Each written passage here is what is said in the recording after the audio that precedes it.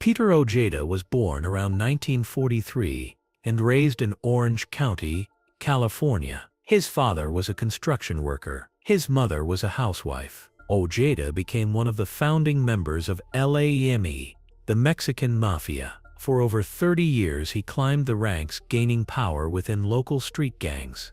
He became the highest-ranking Mexican Mafia member in Orange County. His nicknames included Santa Claus, the Big Homie, the Old Man, and the Senior. He was called the OC Godfather. In January 1992, Ojada held a historic meeting at El Salvador Park in Santa Ana. Dressed in a black and white checkered long-sleeve shirt, he stood on baseball bleachers like a king addressing his subjects. Below him stood warring Latino gangs from across Orange County. These were sworn mortal enemies. But they stood docilely together while Ojada told them to stop the feuding and drive-by shootings. He ordered them to tax drug dealers in their neighborhoods instead. This would fund neighborhood defense and fill Mexican Mafia coffers. The so-called peace treaty spread across Southern California. Mexican Mafia members banned drive-by shootings. The treaty sounded great, but it was a Trojan horse. The system transformed Latino street gangs from neighborhood entities into money-making enterprises. Gang members were permitted to exert influence over their territories in exchange for paying taxes, a portion of proceeds from criminal activities including drug trafficking. Neighborhood gang loyalty disintegrated. Feuding over money in favor of Mexican Mafia members turned gang members against each other. Ojada's taxation system became the only region-wide organized crime syndicate Southern California has ever known. And he started it all. In 2005, Ojada was arrested and convicted on racketeering charges. He was sentenced to 14 years in federal prison. He was sent to a federal penitentiary in Pennsylvania, but being locked up didn't stop him. He continued running Orange County's Mexican Mafia operations from his cell. He ordered incidents that caused death. He directed extortion schemes. He controlled drug trafficking. He taxed local gangs. His girlfriend Susie Rodriguez, age 53, acted as his messenger. Prosecutors said she was Ojada's eyes, ears, and voice on the streets. Rodriguez carried messages between Ojada and local gang leaders while he was imprisoned. She facilitated his criminal enterprise. Between 2008 and 2013, Ojada was involved in a violent turf war with former ally Armando Mando Marno. Both wanted control over local gang activity. The war caused a spike in jailhouse violence. Ojada ultimately won by gaining backing from other Los Angeles Mexican Mafia bosses, but the violence was overwhelming. In 2011, federal and local law enforcement launched Operation Black Flag. The Santa Ana Gang Task Force arrested 99 defendants. Ojada was indicted while still serving his previous sentence. The trial began in late 2015. Prosecutors presented evidence over 2 months. On January 14, 2016, a jury found Ojada guilty of conspiracy to violate RICO and conspiracy to commit violent crimes in aid of racketeering. The jury found Ojada was involved in the operation and management of the Mexican Mafia's activities in Orange County, which included orchestrating incidents that caused death, extortion, and narcotics trafficking. Susie Rodriguez was also convicted for acting as Ojada's messenger. Both faced life without parole. On May 9, 2016, Ojada was sentenced to 15 years in federal prison. Combined with his previous sentence, most people figured it was a life sentence.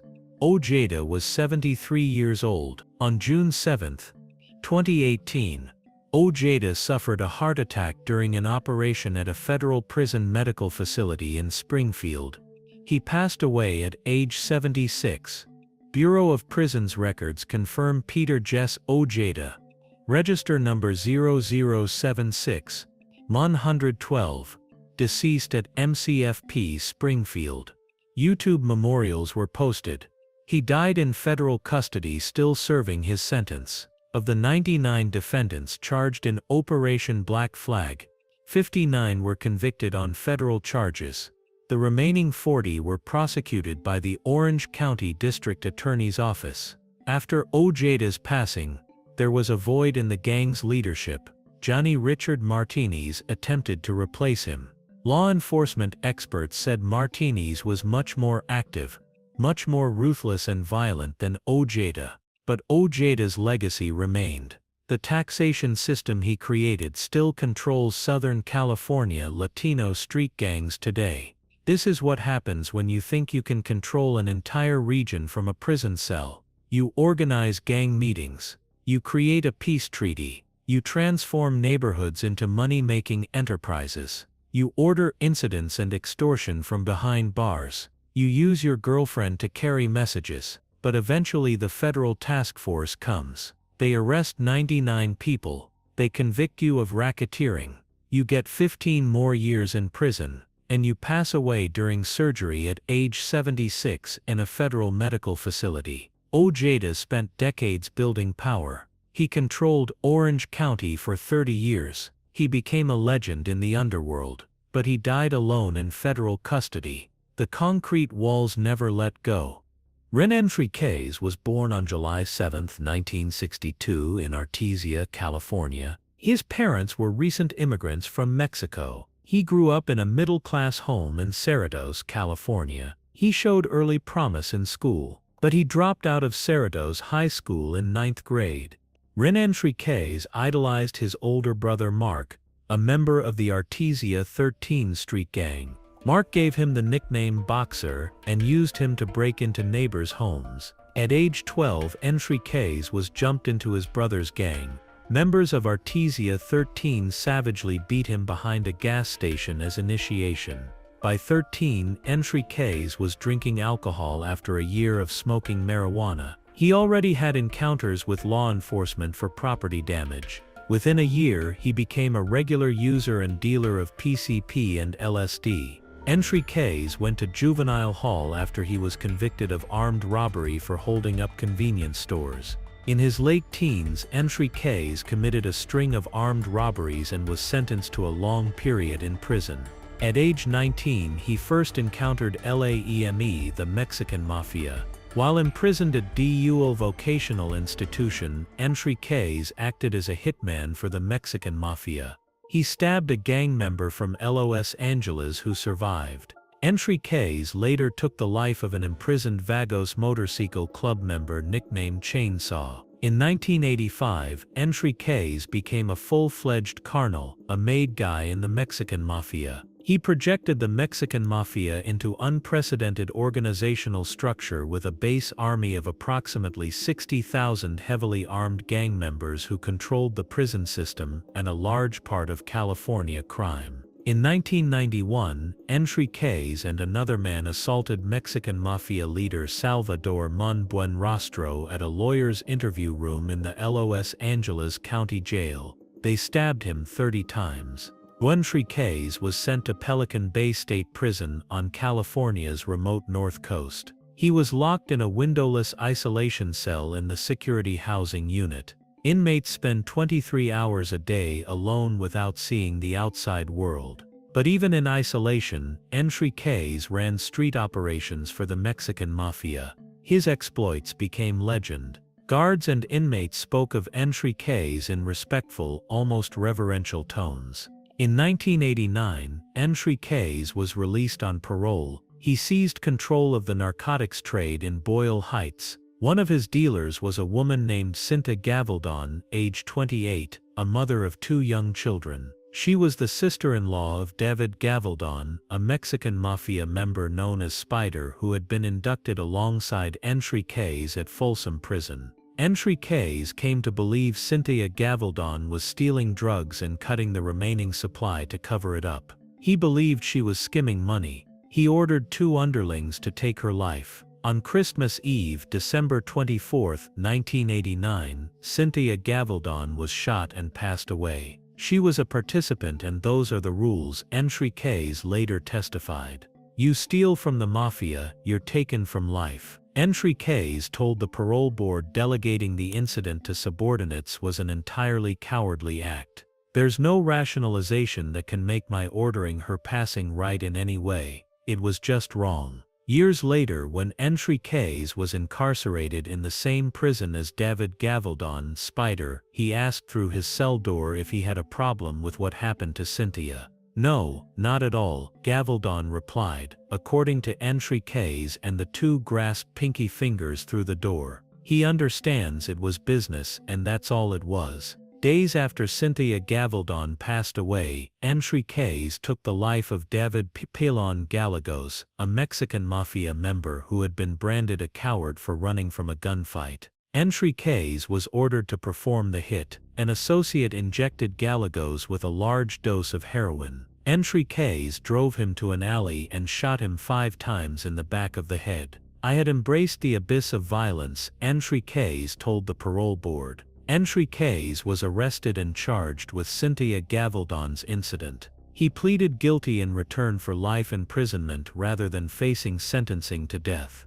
On March 25, 1993, Enriquez was received into California Department of Corrections. He was sent to Pelican Bay State Prison where he remained for years in isolation. But in 2002, something changed. Enriquez watched a 60 Minutes news feature on child incidents. Then the Mexican Mafia started talking about taking the lives of family members who had fallen into disfavor. Enriquez had an epiphany. After having been a Mexican Mafia member for over 17 years, he joined the ranks of convicted offenders who agree to provide information against their former peers. In 2003, Enriquez defected from the Mexican Mafia and became a federal witness. He provided intelligence to help law enforcement. He decoded gang members' conversations from surveillance tapes. He identified suspects in photographs. He acted as an expert witness in dozens of offenses trials. He spoke at conferences and training sessions. Officials with at least 11 federal and state law enforcement agencies wrote letters to the state parole board attesting to his contributions. Enriquez was credited with providing information critical to a 2013 FBI roundup of alleged Mexican Mafia members in Operation Smoking Aces. Over 5 years he earned $50,000 for informant work while his family received $1,000 per month. Enriquez co-authored books including The Black Hand, The Bloody Rise and Redemption of Boxer Enriquez, a Mexican Mafia killer. But his cooperation came with a price. As a gang turncoat, Enriquez became a target. He was placed in protective custody at an undisclosed federal lockup. Multiple hit orders were issued against him by the Mexican Mafia for betrayal. Despite his cooperation, Enriquez struggled. Soon after dropping out, he was back on heroin and dealing drugs with other gang dropouts in state prison. He had to resist daily temptations. He replaced the validation he once received from criminal underlings with plaudits from agents and prosecutors. At first it fed my narcissism, he told the parole board. Rodney James Alcala was born on August 23, 1943 in San Antonio, Texas. His father moved the family to Mexico in 1951, then abandoned them 3 years later. In 1954, when Alcala was 11, his mother moved him and his sisters to suburban Los Angeles. Alcala was academically gifted and reasonably popular, but something dark was growing inside him. Alcala's offenses began early. In 1968, at age 25, he lured an 8-year-old girl into his car in Hollywood. He beat her with a steel bar and sexually harmed her. A witness saw him drive away with the girl and called police. Officers found the child barely alive. Alcala fled to New York and enrolled at New York University under the name John Berger. In 1971, he earned a Bachelor of Fine Arts degree, but that same year, Alcala caught Nolia Crilly, a 23-year-old TWA flight attendant, to pass away in her Manhattan apartment. She was strangled with her own stockings. In 1977, he caused Ellen Jane Hover, a 23-year-old musician and artist, to pass away. Her remains weren't found until 1978. In 1978, In the midst of his spree, Alcala appeared as a contestant on The Dating Game, a popular television show. Host Jim Lang introduced him as a successful photographer. Alcala won the competition, and a date with bachelorette Cheryl Bradshaw, but Bradshaw refused to go out with him. She found him creepy. Her intuition saved her life, but others weren't so lucky. On November 9, 1977, Alcala caused Jill Terry Barcombe, an 18-year-old girl from Oneida, New York, to pass away. Her body was found near Mulholland Drive in a knee-to-chest position. On December 16, 1977, Alcala caused Juriya Wickstead, a 27-year-old nurse from Malibu, to pass away in her apartment. She was beaten and strangled. On June 24, 1978, Alcala caused Cherlud Lamb, a 32-year-old legal secretary from El Segundo, to pass away in her apartment.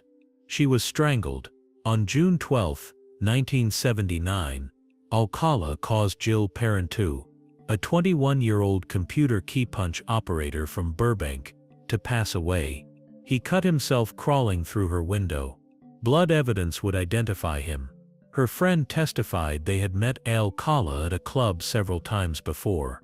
Prosecutors said Alcala toyed with his individuals. He strangled them until they lost consciousness. Then he waited until they revived. He repeated this process multiple times before finally taking their lives. The torture lasted for hours. Orange County prosecutor Matt Murphy called Alcala the cruelest and most sadistic perpetrator he ever prosecuted in 17 years. On June 20, 1979, Robin Christine Sam Sue, a 12-year-old girl from Huntington Beach, disappeared while riding her bicycle to ballet class. Her decomposing body was found 12 days later in the Los Angeles foothills. She had been beaten, raped, and stabbed. Sam Sue's friends told police a stranger approached them on the beach, asking to take their pictures. Detectives circulated a sketch. Alcala's parole officer recognized him. Alcala was arrested in July 1979 and held without bail. In May 1980, Alcala was convicted and sentenced to death. In 1984, the California Supreme Court reversed the conviction and ordered a new trial. In 1986, Alcala was sentenced to death again. In 2003, a federal appeals court overturned that sentence and ordered another trial. During investigations, authorities found hundreds of photographs in a Seattle storage locker belonging to Alcala. The photos showed unidentified women, teenage girls and boys, many in sexually explicit poses. They also found jewelry believed to be trophies, including gold ball earrings matching those Robin Sam Sue wore the day she disappeared. In 2010, an Orange County jury convicted Alcala of 5 counts of first-degree causing death. He was sentenced to death for Robin Sam Sue and the 4 women. Alcala represented himself at trial. In 2012, Alcala was extradited to New York. He pleaded guilty to causing Cornelia Crilly and Ellen Jane Hover to pass away. In 2013, he was sentenced to 25 years to life. In 2016, Wyoming prosecutors charged him with causing Christine Ruth Thornton, a 28-year-old pregnant woman, to pass away in 1978. But they didn't extradite him due to failing health.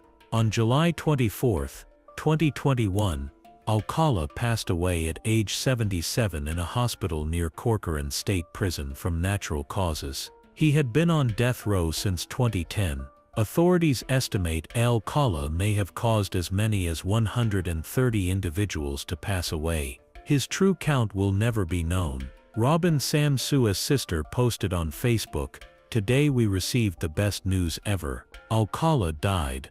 I know my mom is dancing up in heaven. He can't appeal this one.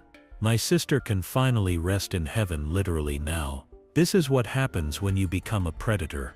You think you're smart. You think appearing on a game show makes you normal. You think photographing individuals makes you an artist. But you're torturing people for hours before taking their lives. You're collecting earrings as trophies. You're burying bodies in the mountains. Eventually, a parole officer recognizes your sketch. Police find your storage locker. DNA evidence links you to multiple scenes. You get convicted 3 times. You get sentenced to death 3 times. You spend 42 years on death row, and you pass away alone in a prison hospital at age 77. Alcala destroyed countless families. 7 confirmed, possibly 130 total, all because one man enjoyed causing others to suffer. The concrete walls closed in, and they never let go. Juan Corona was born on February 7, 1934 in Utla, Jalisco, Mexico. At age 16 he illegally crossed the California border in 1950. He worked as a farm laborer picking carrots and melons. In 1953 he moved to Yuba City at his half-brother Natividad's suggestion. He married Gabriela Hermosillo on October 24, 1953 in Reno, Nevada. The marriage lasted 3 months. In 1958 he married Gloria Moreno and they had 4 daughters. In January 1956, after a devastating flood killed 37 people in Yuba City, Corona suffered a mental breakdown. He became convinced everyone had drowned and he was seeing ghosts. Natividad had Corona committed to DeWitt State Hospital in Auburn, California. Doctors diagnosed him as a paranoid schizophrenic. He received 23 electroconvulsive therapy sessions before being released 3 months later and deported to Mexico. In 1962, Corona returned legally with a green card. He became a successful farm labor contractor, but his mental illness and violent temper continued. Between February and May 1971, Corona hired and then caused 25 migrant workers to pass away. Most were fruit tramps living on Marysville Skid Row, men who followed orchard harvest to find work. They were middle-aged Caucasian male drifters between ages 40 and 64. Most had no families. Nobody missed them immediately. Corona stabbed or slashed them with knives or machetes. He beat them with heavy objects. All victims had deep puncture wounds in their chests and vicious machete slashes on their heads. Every single body had 2 machete slashes across the back of the head in the shape of a cross. 1 individual was also shot. They were buried face up with their arms stretched above their heads and their shirts pulled over their faces. Some were buried with their pants pulled down. On May 19, 1971, Japanese-American farmer Goro Kagehiro found a freshly dug hole in his peach orchard. That night he found it filled. He called the sheriff. Police dug up the body of Kenneth Whitaker, age 40. Over the next 2 weeks, authorities found 25 bodies buried in shallow graves across orchards along the Fither River. In graves, deputies found meat receipts signed by Juan Corona and Bank of America deposit slips with his name. Witnesses saw victims riding in Corona's pickup truck. On May 26, 1971, police arrested Corona at his home. They found 2 blood-stained knives, a machete, a pistol, and blood-stained clothing. They discovered a work ledger containing 34 names and dates, including 7 known individuals. Prosecutors called it a death list. The trial began on September 11, 1972, in Fairfield, California. On January 1973, a jury found Corona guilty on all 25 counts of first-degree causing death. He was sentenced to 25 concurrent life terms. In 1978, an appeals court overturned the conviction citing incompetent legal representation. The second trial began on February 22, 1982. Defense attorneys argued Natividad was the real perpetrator. Natividad had passed away in 1973 in Guadalajara. On September 1982, Corona was again found guilty on all 25 counts. Corona spent decades denying guilt. At a 2011 parole hearing, he admitted the offenses for the first time, saying the individuals were winos who had trespassed.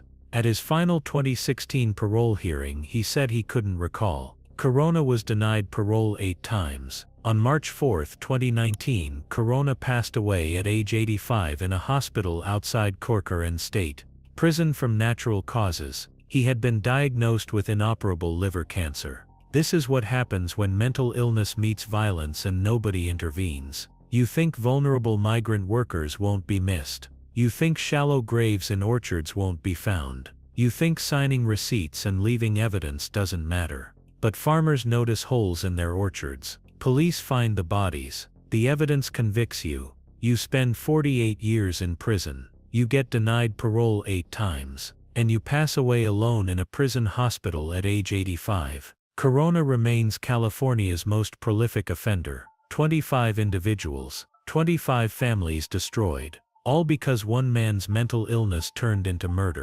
Ronald Yandel was born around 1962 in Richmond, California. In the 1990s, he was sentenced to 10 years in federal prison for methamphetamine trafficking. While serving time, he joined the Aryan Brotherhood. He was sponsored by the gang's late leader Barry Mills. Yandel rose quickly through the ranks. When he was released in 2001, he spent just 45 days as a free man. Then he committed a double homicide in El Sobrante, Contra Costa County. In 2004, Yandel was convicted of 1 count of causing death and 1 count of manslaughter. He was sentenced to 65 years to life in California State Prison. He was transferred to Pelican Bay State Prison and placed in the Security Housing Unit, solitary confinement. He spent years in the SEU, but his status in the Aryan Brotherhood only grew. Yandel eventually became one of 3 commissioners who ran the entire gang. Between 2011 and 2016,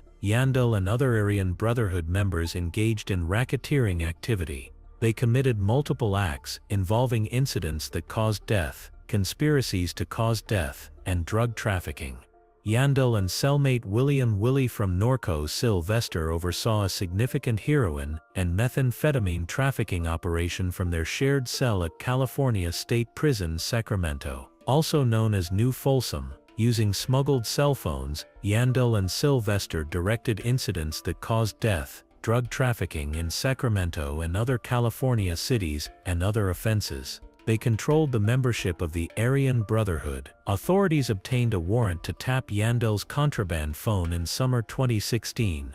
They recorded upward of 1,800 calls. The calls provided evidence about plots to cause death, heroin and methamphetamine trafficking, and other offenses. On August 15, 2015, Yandel ordered 2 inmates to cause Hugo Pennell to pass away at California State Prison, Sacramento. Pennell was a member of the Black Guerrilla family gang. He was one of the infamous San Quentin 6 inmates charged following a deadly escape attempt in 1971. Pennell openly antagonized Aryan Brotherhood members with racist opinions and provocative statements. Yandel offered the 2 inmates membership in the Aryan Brotherhood if they were able to take Pennell's life. The 2 inmates carried out the brutal incident. About a year after the incident, DEA intercepted calls made by Yandel over a contraband cell phone. He bragged about directing it and sponsoring the perpetrators for membership in the gang.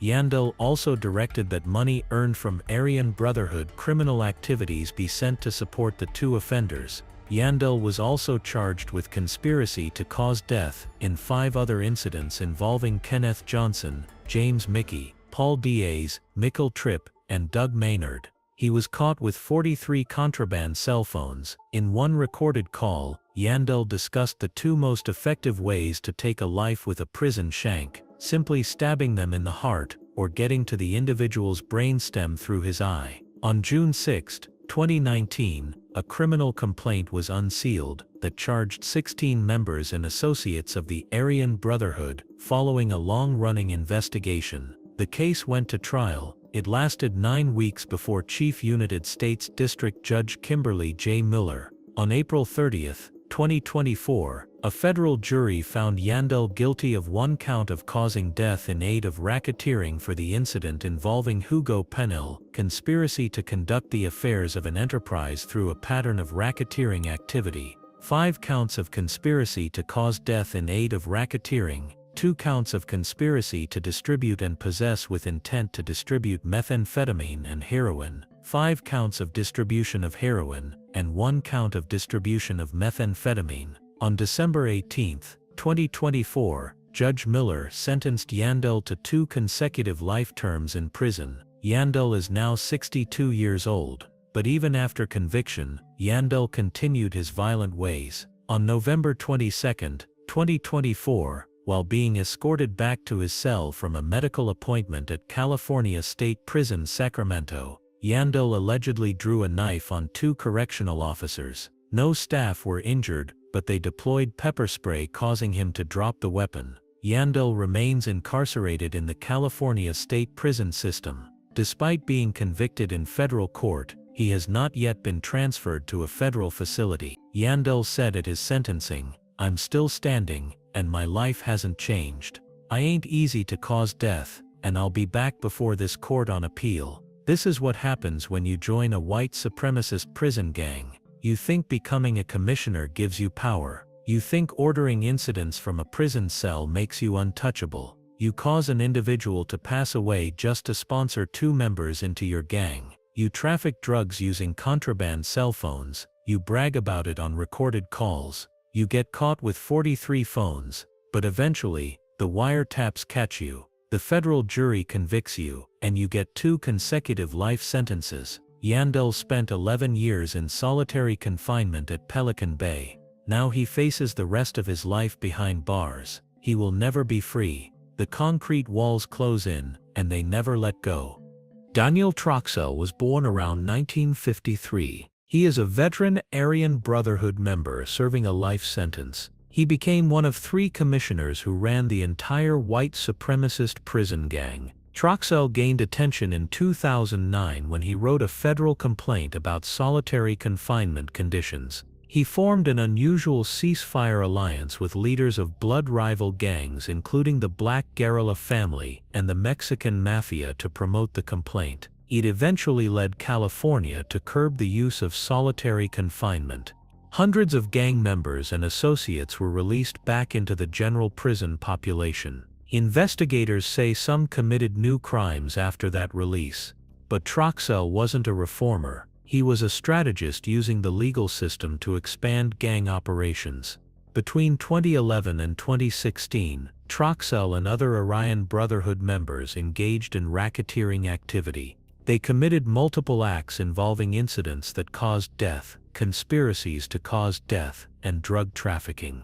Troxell was a leader of the Aryan Brotherhood with significant authority over the enterprise. He resolved disputes among members. He approved the causing death of current or former members. From his prison cell, Troxell directed criminal operations using smuggled cell phones. He oversaw drug trafficking networks. He ordered incidents that caused individuals to pass away. He controlled who lived and who was taken from life.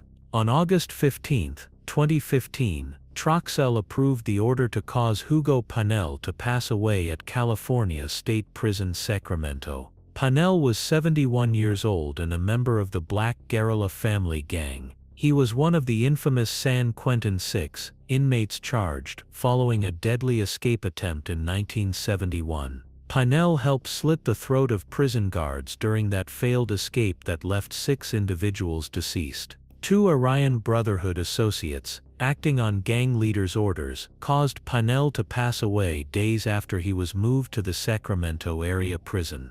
This was the same Panel who had allied with Troxell years earlier on the solitary confinement complaint. But gang politics changed, and Panel was marked for death. Troxell was also involved in multiple other conspiracies to cause death involving Kenneth Johnson, James Mickey, Paul Diaz, Michael Tripp, and Doug Menard. He directed a drug trafficking partnership between Aryan Brotherhood members and a Mexican Mafia member named Michael Torres. Despite its racist philosophy, the Aryan Brotherhood worked with the Mexican Mafia when it came to making money. The gangs evolved, their techniques evolved, they changed tactics constantly. Prison officials struggled to keep up. On June 6, 2019, a criminal complaint was unsealed, charging 16 members and associates of the Aryan Brotherhood.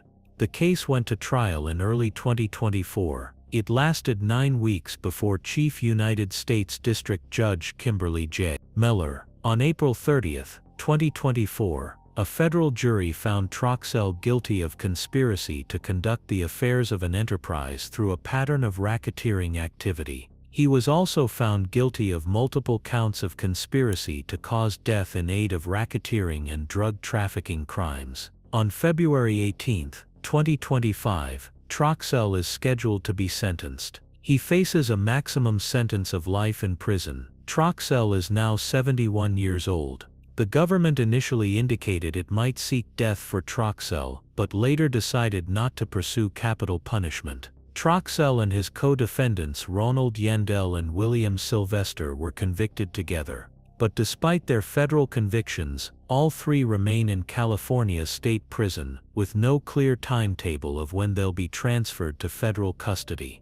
The racketeering case was filed with the stated goal of moving the most violent and influential gangsters out of the state prison system and into the restrictive housing units at the federally run Bureau of Prisons. But that transfer hasn't happened yet. Troxell spent decades climbing the Aryan Brotherhood ranks. He survived gang wars. He survived solitary confinement. He became a commissioner with power over life and death, but prosecutors say he directed murders from his cell. He ran drug operations across state lines. He approved taking individuals from life. He formed alliances when convenient and broke them when necessary. Prison officials said the gangs constantly evolve their techniques. They adapt, they change, and they continue to operate even from the most restrictive housing units. This is what happens when you become a leader of a white supremacist prison gang. You think writing legal complaints makes you legitimate. You think forming alliances with rival gangs shows you're smart. You think being a commissioner gives you untouchable power. But eventually, the federal racketeering charges come. The 9-week trial exposes everything. The jury convicts you, and you face life in prison, with no clear path to ever leaving. Troxell is 71 years old. He's been locked up for decades. He will likely die behind bars. The concrete walls never let go, and the power he built means nothing in the end. Joseph Morgan was born Joseph Mio Gorak on April 10, 1929 in San Pedro, California. His parents were Croatian immigrants. His father Gergo was a truck driver. His mother Clara raised him after his father naturalized and anglicized the family name to Morgan. He grew up in Boyle Heights, a predominantly Hispanic neighborhood in East Los Angeles. Despite being white and of Slavic descent, Morgan spoke fluent Spanish and identified with Mexican-American culture. In the late 1930s, he joined the Maravilla Street Gang, one of the oldest documented gangs in Los Angeles. Morgan became a founding father of LAEM, the Mexican Mafia. He was the first non-Hispanic member. He earned the nickname Pegleg because he had a prosthetic leg. Authorities say he lost his leg when he was shot by LAPD during an armed robbery in East Los Angeles when he was 18 years old.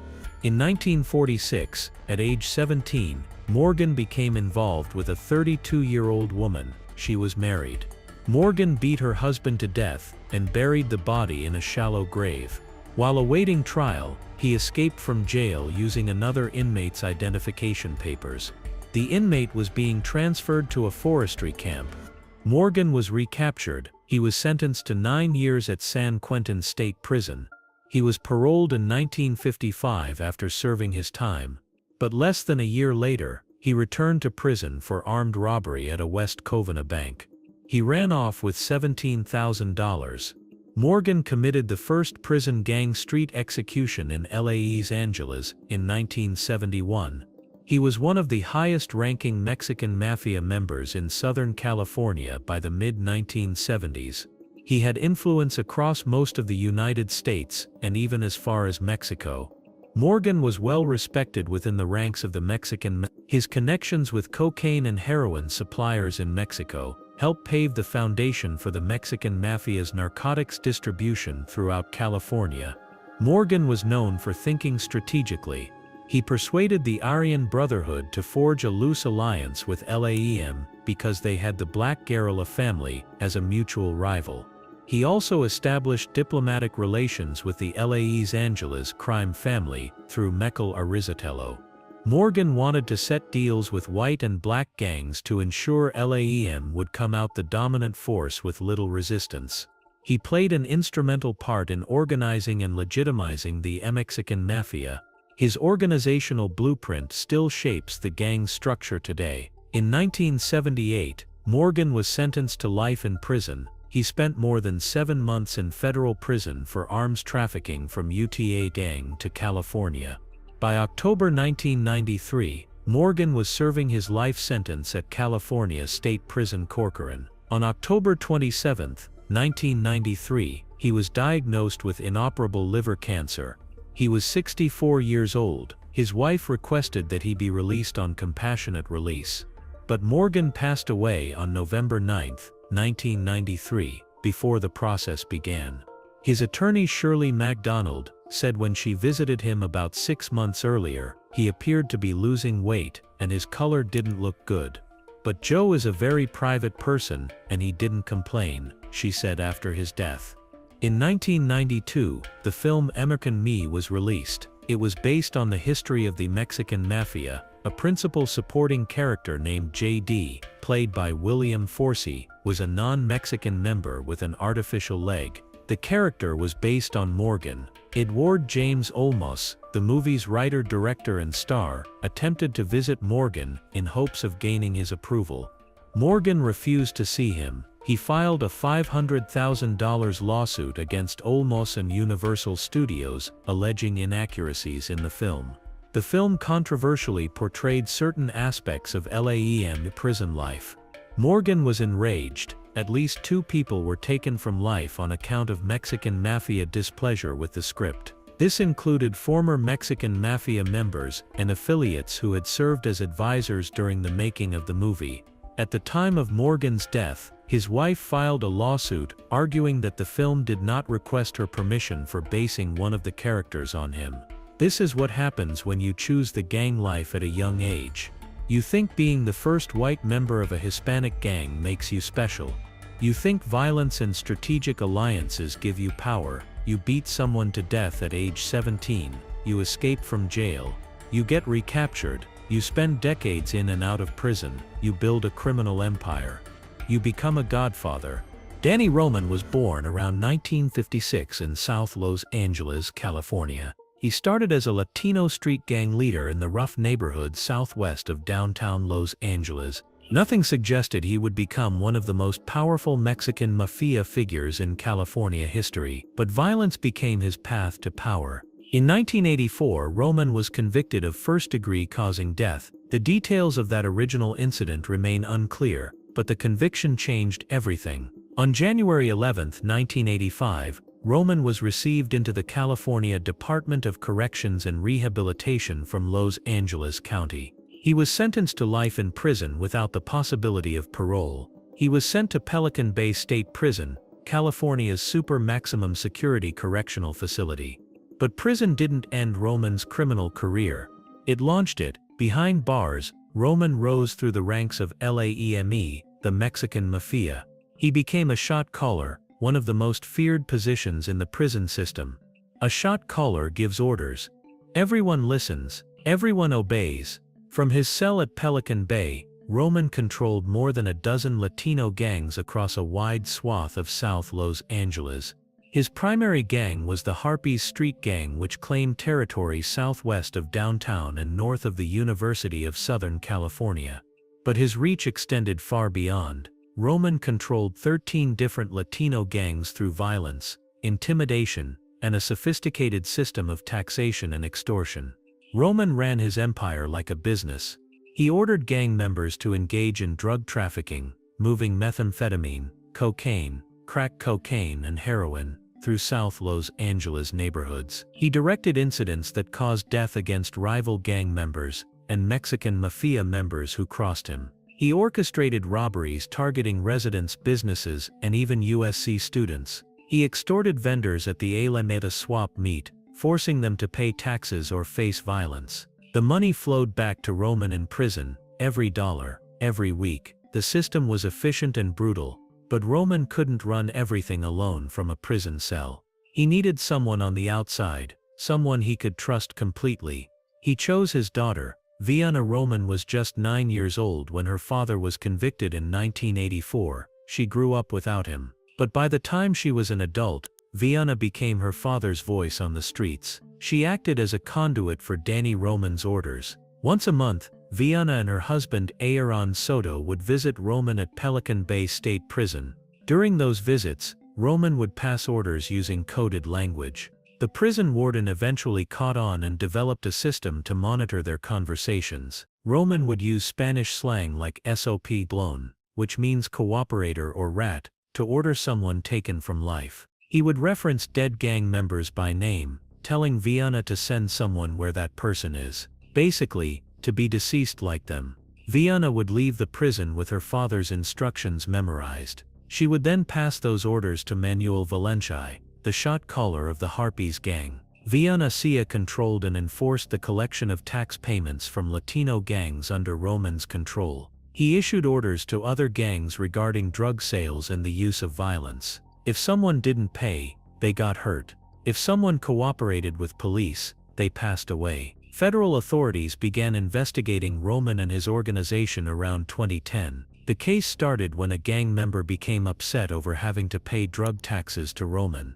This person agreed to wear a wire and secretly tape conversations with gang leaders. 4 additional gang members agreed to cooperate with police. They were tired of Roman's control. They were tired of paying taxes. Investigators began wiretapping Viana Roman's phone conversations with Valencia and other gang associates. In one conversation, she was caught discussing extorting money from vendors in her territory. After a December 2011 meeting between Viana, her husband, and Danny Roman at Pelican Bay, the prison warden banned Viana from returning. Guards had learned the family developed a secret code to speak and were passing information about the Mexican Mafia. On December 5, 2012, members of the High-Intensity Drug Trafficking Areas Task Force arrested Viana and her husband as they walked out of their apartment in South Los Angeles. Federal prosecutors charged 29 people with racketeering conspiracy in a 60-count indictment. The investigation was called Operation Roman Empire. Viana Roman was charged with racketeering, conspiracy to cause death, narcotics offenses, and weapons violations. Manuel Valencia was charged with racketeering and drug trafficking. The indictment alleged violations of RICO, the Racketeer Influenced and Corrupt Organizations Act. Danny Roman wasn't charged because he was already serving life without parole, but prosecutors made it clear he was the mastermind. The case went to trial. Prosecutors presented wiretap recordings, coded letters, and testimony from cooperating witnesses. On May 1, 2014, Viana Roman pleaded guilty to racketeering, narcotics and weapons offenses. She admitted acting as a conduit for her father's orders as he exercised control over the Harpies gang. Viana pleaded guilty 1 week later to racketeering and drug trafficking. He admitted overseeing gang activities, including collecting taxes from drug dealers, retaliating against people who ran afoul of the gang, and engaging in drug trafficking. On July 28, 2015, United States District Judge R. Gary Klausner sentenced Viana Roman to 15 years in federal prison. On September 8, 2015, Viana was sentenced to 27 years. A total of 24 defendants out of 29 charged pleaded guilty. 3 are fugitives. Charges against 1 were dismissed after his conviction of first-degree causing death in Los Angeles Superior Court. But Roman's story wasn't over. On June 10, 2020, Roman was transferred to the California Substance Abuse Treatment Facility and State Prison in Corcoran. It was a less secure facility than Pelican Bay. At 10:44 a.m., 2 inmates began assaulting Roman. Correctional officers responded immediately and gave orders to stop. The inmates were identified as Raul Alvarado, age 47, and Edward Cisneros, age 31. They were placed in restraints. Officers immediately began life-saving measures on Roman and called 911. Medical assistance continued as Roman was transported to the prison's medical facility. Roman sustained multiple stab wounds to his body and face. At 11:11 a.m., a doctor pronounced Roman deceased. He was 64 years old. Alvarado and Cisneros were placed in segregated housing pending investigation. Corrections spokeswoman Terry Hardy would not say if they were believed to be members of the same or a rival gang. Retired prison gang investigator Moth Buechner said, "If this was not a sanctioned Mexican Mafia hit, then the retaliation for having one of their members hit is going to be significant." Roman spent 35 years behind bars. He built an empire from a prison cell. He controlled thousands of gang members. He directed drug operations that destroyed communities. He ordered people taken from life. He extorted businesses and terrorized neighborhoods. He used his own daughter to carry out his orders. And in the end, he was stabbed to death in a prison yard by rivals who wanted him gone. This is what happens when you choose the gang life. You think you can control everything from behind bars. You think family loyalty will protect you. You think you're untouchable, but eventually, someone comes for you. The violence you ordered catches up to you, and you pass away alone on a prison floor. Roman's daughter served her time and was released, but the damage he caused to South Los Angeles neighborhoods lasted decades. Families destroyed, lives ruined, communities terrorized, all because one man wanted power and control. The lesson is clear: the gang life leads to prison or the grave. There is no other ending.